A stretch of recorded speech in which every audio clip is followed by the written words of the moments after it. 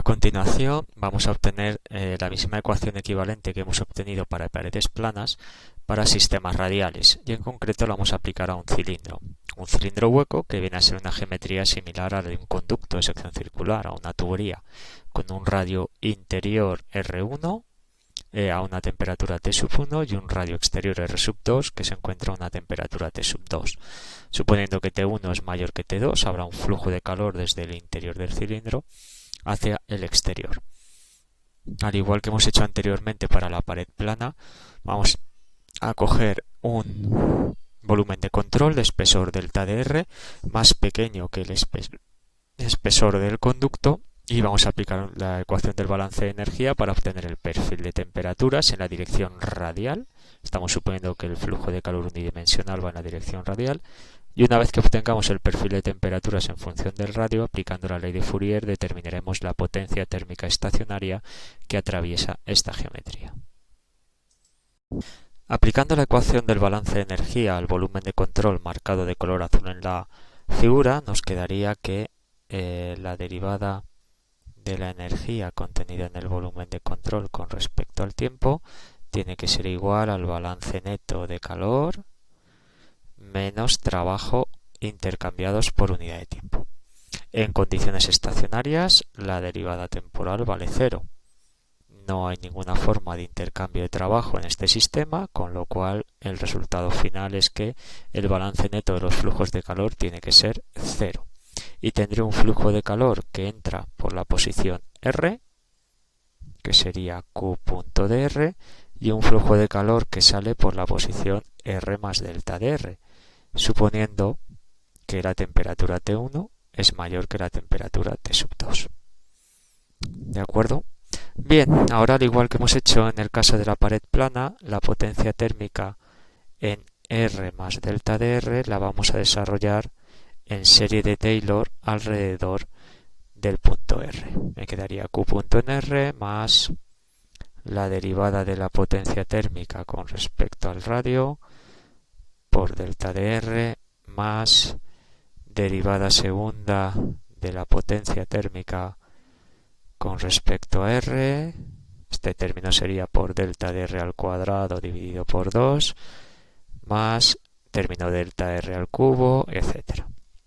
Sustituyendo este término en la ecuación del balance de energía por ese otro, nos quedaría la siguiente expresión: 0 igual a Q punto R menos Q punto en R más delta de R, que sería Q punto en R más la derivada de Q punto con respecto al radio por delta de R más la derivada segunda de Q punto con respecto a R por delta de R al cuadrado dividido por 2 más los términos delta de R al cubo, etc.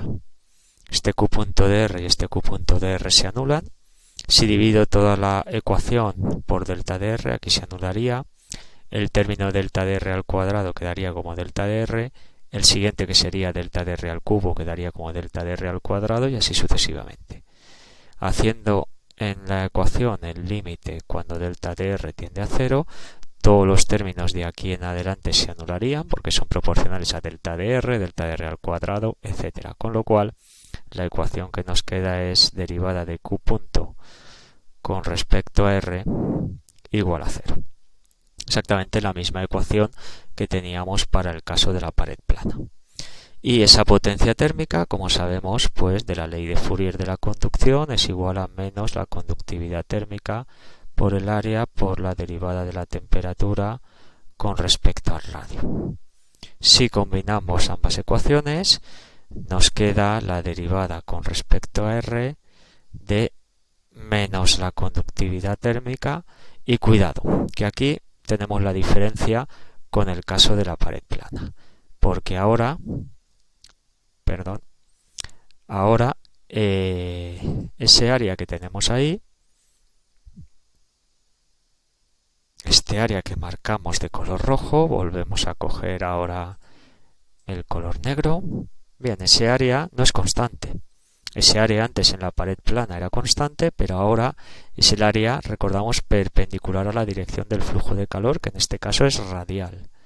Con lo cual el área va variando a lo largo del radio, porque el área interior sería 2pi R1 por la longitud del tubo y el área exterior es 2pi R2 por la longitud del tubo. El área interior es mayor que el área exterior, va aumentando con el radio. Con lo cual este área de manera genérica es 2pi R por L. Y ahora el área depende del radio, que es la coordenada geométrica con la cual estamos derivando, ¿vale? Con lo cual esa derivada del área no es constante. Y aquí me quedaría derivada de la temperatura con respecto a R igual a 0. Con lo cual en esta ecuación la conductividad térmica es constante, 2pi la longitud también, pero me queda el radio R. De tal manera que ahora la ecuación diferencial a integral será la derivada con respecto al radio de R por la derivada de la temperatura con respecto al radio igual a 0. Anteriormente, para el caso de la pared plana, recordamos que nos había quedado simplemente derivada segunda de la temperatura igual a 0, porque no teníamos este término, porque el área no dependía de la coordenada axial, x en ese caso. Bien, pues integrando dos veces esta ecuación obtendremos la ecuación del perfil de temperaturas. Si integramos una vez, pues nos quedaría que R por la derivada de la temperatura con respecto a R tiene que ser igual a una constante C sub 1. Es decir, la derivada de la temperatura con respecto al radio tiene que ser igual a C1 dividido por R. Ahí tenemos la expresión de la derivada de la temperatura. Y si volvemos a integrar otra vez, pues me quedaría que la temperatura es igual a C1 por el logaritmo neperiano del radio R más una segunda constante de integración, C sub 2.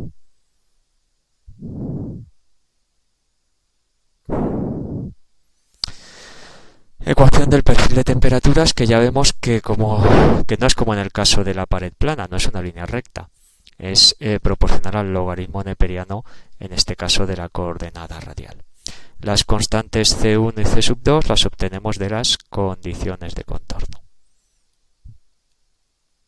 Condiciones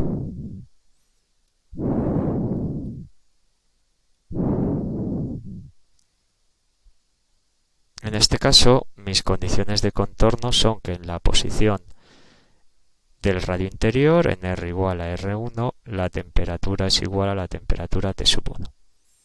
Por tanto, aplicando esa ecuación me quedaría T1 igual a la constante C1 por el logaritmo neperiano de R1 más la constante C sub 2. Y la segunda condición de contorno la tenemos en el radio exterior. En R igual a R sub 2, la temperatura es T sub 2, de donde se obtiene que la temperatura T2 es igual a C1 por el logaritmo neperiano del radio R sub 2 más C sub 2. Sistema de dos ecuaciones con dos incógnitas, del cual podemos obtener las constantes C1 y C sub 2. Si resto ambas ecuaciones, por ejemplo, se anularía C sub 2 y me queda que T1 menos T sub 2 tiene que ser igual a C1 por el logaritmo neperiano de R1 dividido por R sub 2. De tal manera que aquí puedo despejar la constante C1, que sería igual a T1 menos T sub 2 dividido por el logaritmo neperiano de R1 dividido por R sub 2. Ya tenemos aquí pues una primera constante de integración, C sub 1. La segunda constante de integración la puedo obtener de cualquiera de estas dos ecuaciones. Si cogemos, por ejemplo, la segunda ecuación y sustituimos el valor de C1, pues sería T2 igual a C1, que lo tengo ahí. T1 menos T sub 2 dividido por el logaritmo neperiano de R1 dividido por R sub 2, que multiplica el logaritmo neperiano de R sub 2 más la constante C sub 2, de donde pues despejo la constante C sub 2, que es lo que estamos buscando, y sería igual a T sub 2 menos T1 menos T sub 2 dividido por el logaritmo neperiano de R1 dividido por R sub 2 por el logaritmo neperiano de R sub 2. Y esa sería la segunda constante C sub 2. Conocidas las dos constantes C1 y C sub 2, puedo sustituir en la ecuación del perfil de temperaturas que tenemos aquí en la parte de arriba, en esa ecuación, y obtener la ecuación del perfil de temperaturas, que sustituyendo y agrupando términos que son factor común, pues finalmente nos queda la siguiente ecuación. Temperatura igual a T1 menos T sub 2 dividido por el logaritmo neperiano del cociente de radios R1 dividido por R sub 2 por el logaritmo neperiano de R dividido R sub 2 más la temperatura T sub 2. Bien, esa sería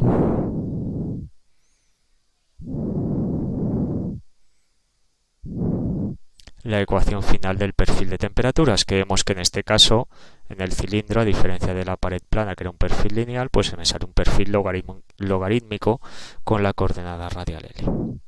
Para determinar, una vez conocido el perfil de temperaturas, la potencia térmica intercambiada, que es el objetivo que buscamos, pues aplicamos la ley de Fourier de la conducción, que me dice que la potencia térmica Q es igual a menos conductividad térmica por el área. Recordamos que el área es 2pi por R por la longitud del tubo, 2pi R por L, por la derivada de la temperatura con respecto al radio. Esa derivada de la temperatura, bueno, me quedaría menos K por 2pi R por L, y esa derivada hemos obtenido anteriormente que era igual a la constante C1 dividido por la coordenada radial. Este radio y este radio se nos anulan. Y la constante C sub 1, pues me quedaba que era igual, esto me quedaría 2πL, y la constante C1 es igual a T1 menos T sub 2 dividido por el logaritmo neperiano de R1 dividido por R sub 2.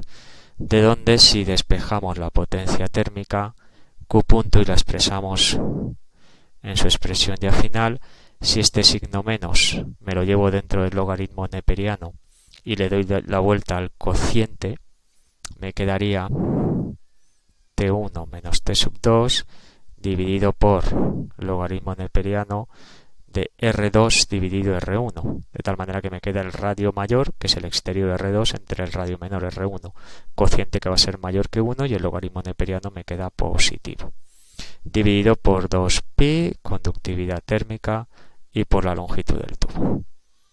Y ahí tendríamos la expresión final de la potencia térmica intercambiada para el caso de un conducto de sección circular.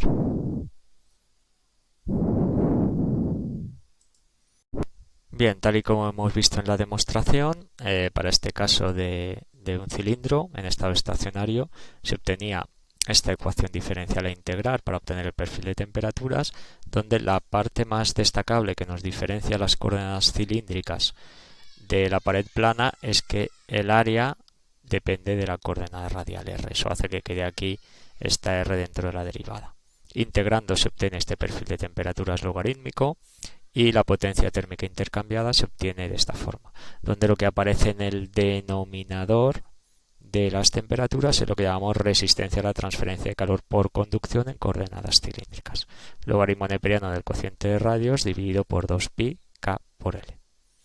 Razonando análogamente para una esfera, con un radio interior R1 donde está la temperatura T1 mayor que la temperatura T2, que se corresponde con la temperatura del radio exterior R sub 2, haciendo un balance de energía. En este caso, el área perpendicular a la dirección radial de la transferencia de calor es proporcional al radio al cuadrado. El área de la superficie esférica es 4pi por el radio al cuadrado, con lo cual me queda este radio al cuadrado en la ecuación diferencial para obtener el perfil de temperaturas.